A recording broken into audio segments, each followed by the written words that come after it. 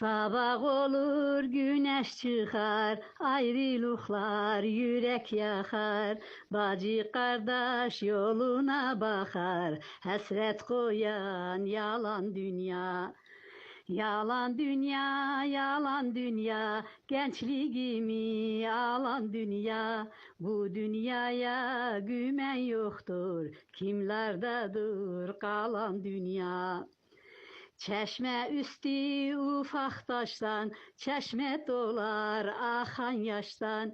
Bir gün aklın alır baştan, akli fikrin alan dünya. Doymak olmaz yüzlerinden, bal damlıyor sözlerinden. Işık sönse gözlerinden, gözden nuri alan dünya. Derdin söyle ağniyana, dertleşağın yana yana.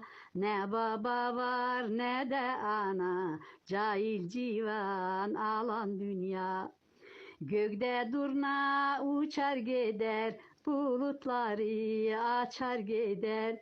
Bir gün olur geçer gider, yazılarda kalan dünya.